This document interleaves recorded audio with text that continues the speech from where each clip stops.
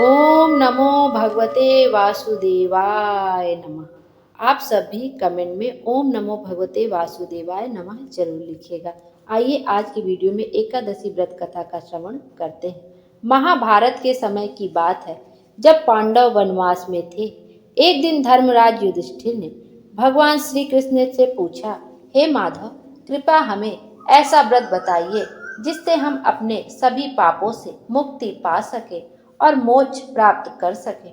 तब भगवान श्री कृष्ण ने युधिष्ठिर को एकादशी व्रत का महत्व बताते हुए एक कथा सुनाई। उन्होंने कहा, हे युधिष्ठिर, सतयुग में महिध्वज नामक एक धर्मात्मा राजा था। उसके छोटे भाई वज्रध्वज ने ईर्ष्या के कारण उसे मार डाला और उसके शरीर को पीपल के पेड़ के नीचे दफना दिया। राजा महिध्वज की आत्मा उस पीपल के पेड़ में वास करने लगी और बहुत कष्ट सहने लगी। भगवान श्री कृष्ण ने आगे बताया, एक दिन उस वन में वाल्मीकि ऋषि आए। उन्होंने उस आत्मा की व्यथा को समझा और राजा महिध्वज की आत्मा को शांति दिलाने का संकल्प लिया। वाल्मीकि ऋषि ने माघ मास के कृष्ण पक्ष की एकादशी का व्रत किया और उसके पुण्य फल से उस आत्मा को मुक्ति दिलाई। तब से यह माना जाता है कि एकादशी व्रत रखने से सभी पापों से मुक्ति मिलती है और आत्मा को मोक्ष की प्राप्ति होती है।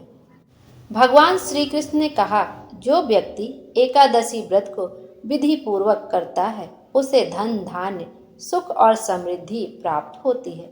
इस व्रत के प्रभाव से व्यक्ति के सभी पाप समाप्त हो जाते हैं और उसे विष्णु लोक में स्थान प्राप्त होता है। इस प्रकार एकादशी व्रत का महत्व जानकर युधिष्ठिर और उनके सभी भाइयों ने श्रद्धा पूर्वक एकादशी का व्रत किया और भगवान श्री कृष्ण के कृपा से उनके सभी कष्ट दूर हो गए। अब दूसरी व्रत कथा पढ़ते हैं पाप मोचनी एकादशी की। धर्मराज युधिष्ठिर बोले, हे जनार्दन, चैत्र मास के कृष्ण पक्ष की एकादशी का क्या नाम है तथा उसकी विधि क्या है? कृपा करके आप मुझे बताइए। श्री भगवान बोले, हे राजन, चैत्र मास के कृष्ण पक्ष की एकादशी का नाम पाप मोचनी एकादशी है।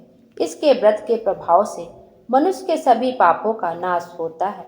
यह सब व्रतों से उत्तम व्रत है। इस पाप मोचनी एकादशी के महात्म्य के श्रवण व पठन से समस्त पाप नष्ट हो जाते हैं। एक समय देवर्षि नारद जी ने जगत पिता ब्रह्मा जी से कहा, महाराज, आप मुझसे चैत्र मास के कृष्ण पक्ष की एकादशी का विधान कहिए। ब्रह्मा जी कहने लगे कि हे नारद, चैत्र मास की कृष्ण पक्ष की एकादशी पाप मोचनी एकादशी के रूप में मनाई जाती है। इस दिन भगवान विष्णु का पूजन किया जाता है। इसकी कथा के अनुसार प्राचीन समय में चित्ररथ नामक एक रमणीक वन था। इस वन में देवराज इंद्र गंधर्व कन्याओं तथा देवताओं सहित स्वच्छंद विहार करते थे। एक बार मेधावी नामक ऋषि भी वहां पर तपस्या कर रहे थे। वे ऋषि शिव उपासक तथा शिव द्रोहिणी अनंग दासी अनुचरी थी। एक बार कामदेव ने मुनि का तप भंग करने के लिए उनके पास मंजू घोषा नामक अप्सरा को भेजा। युवावस्था वाले मुनि अप्सरा के हाव भाव, नृत्य गीत तथा कटाक्षों पर काम मोहित हो गए। रति क्रीड़ा करते हुए 57 वर्ष व्यतीत हो गए। एक दिन मंजू घोषा ने देवलोक जाने की आज्ञा मांगी। उसके द्वारा आज्ञा मांगने पर मुनि को भान आया और उन्हें आत्मज्ञान हुआ कि मुझे रसातल में पहुंचाने का एकमात्र कारण अप्सरा मंजू घोषा ही है। क्रोधित होकर उन्होंने मंजू घोषा को पिशाचिनी होने का श्राप दे दिया। श्राप सुनकर मंजू घोषा ने कांपते हुए ऋषि का इससे उपाय पूछा। तब मुनि श्री ने पाप मोचनी एकादशी का व्रत रखने को कहा और अप्सरा को मुक्ति का उपाय बताकर अपने पिता च्यवन के आश्रम में चले गए। पुत्र के मुख से श्राप देने की बात सुनकर च्यवन ऋषि ने पुत्र की घोर निंदा की तथा उन्हें पाप मोचनी चैत्र कृष्ण एकादशी का व्रत करने की आज्ञा दी। व्रत के प्रभाव से मंजू घोषा अप्सरा पिशाचिनी देह से मुक्त होकर देवलोक चली गई। अतः हे नारद, जो कोई मनुष्य विधि पूर्वक इस व्रत को करेगा उसके सारों पापों की मुक्ति होना निश्चित है।